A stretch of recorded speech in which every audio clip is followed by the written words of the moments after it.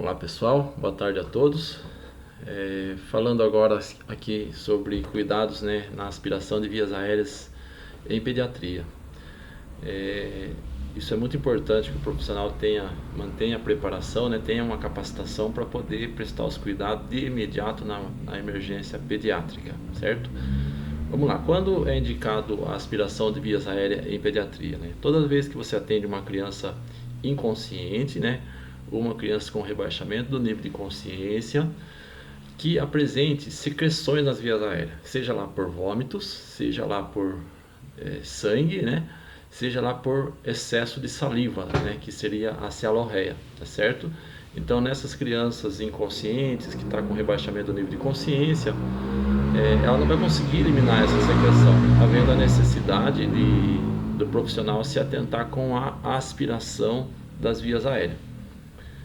Lembrando que isso é atribuição legal do profissional técnico de enfermagem, do enfermeiro e do médico na manobra de reanimação da criança na sala de emergência, seja lá na ambulância, seja lá na sala de emergência, Então a gente vai falar agora um pouquinho sobre o preparo desse profissional. Então, primeiramente, o profissional tem que saber quais são os materiais que vão ser utilizados, Tem que fazer a conferência, fazer o checklist desse material no começo do plantão, conferindo aí todos os recursos necessários. Quais são eles, São os EPIs básicos que todos temos que saber, para utilizar, principalmente agora nessa fase de pandemia, lembrar, que temos que ter luva de procedimento, luvas estéreis para fazer esse processo, Geralmente no APH é mais procedimento, mais de luva, não estéreo, Vamos lembrar que se for aspirar uma vias aérea, aspirar tubo, que tenha secreções aí,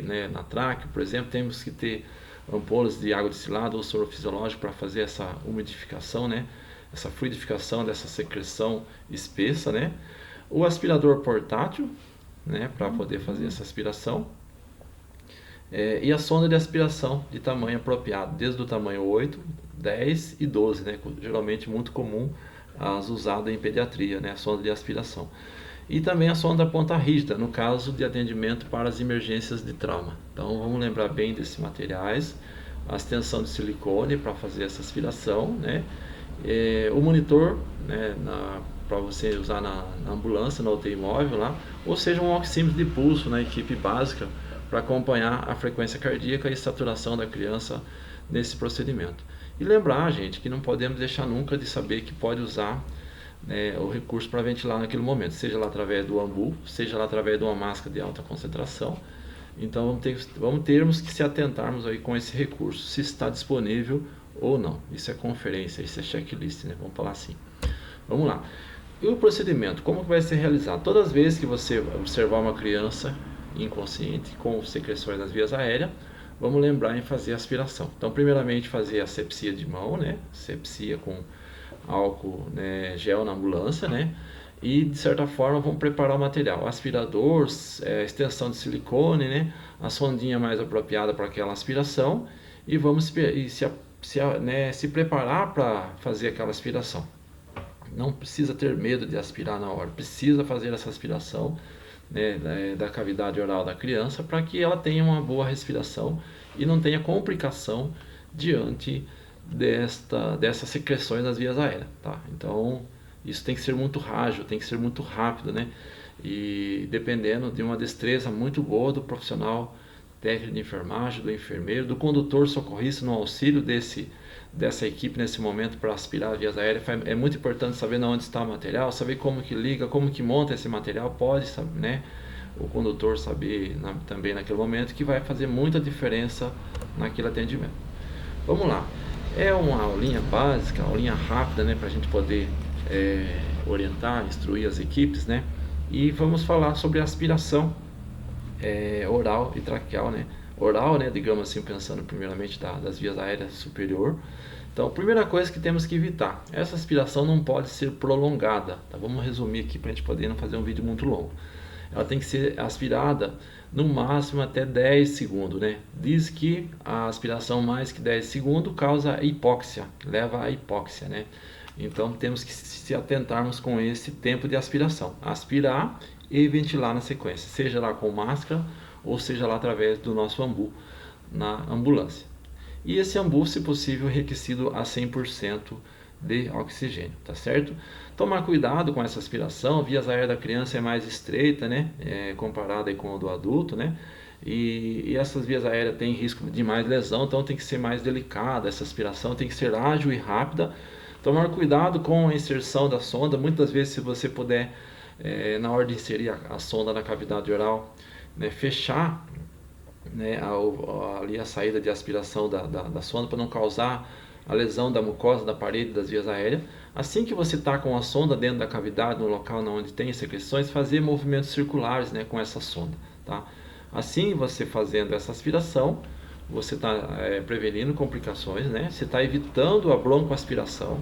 A broncoaspiração é muito comum na emergência se a equipe não estiver com a preparação mais adequada naquele momento, certo?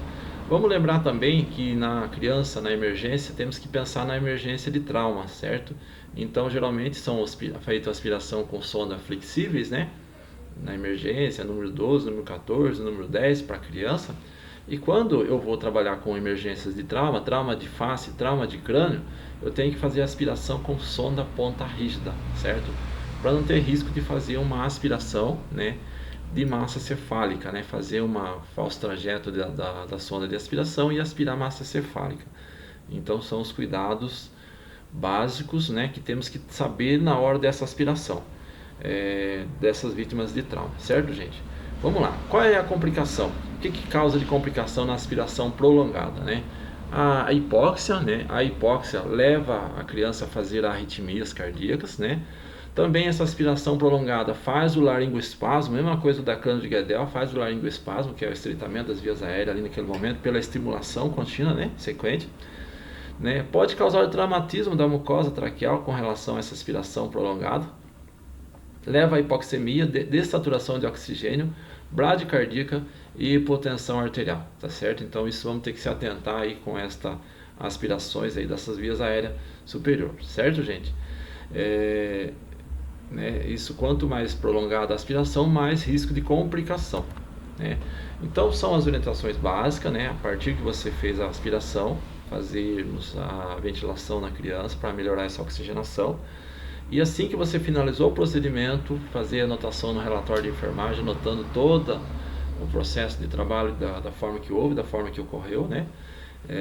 Para você se resguardar aí com relações aí com qualquer acusação, né, de procedimento de forma indevida no trabalho, certo? Então, a referência que a gente está usando sempre aí é do manual do Ministério da Saúde e as orientações da American Heart Association, né, a revisão mais atualizada 2017, certo, gente? Então essa é a aulinha básica, né? Estão fazendo um videozinho curto para a gente poder fazer as publicações aí, tá? Agradeço aí pela atenção aí até o final do vídeo, né? E aguardando aí vocês para o próximo vídeo, certo, gente? Muito obrigado.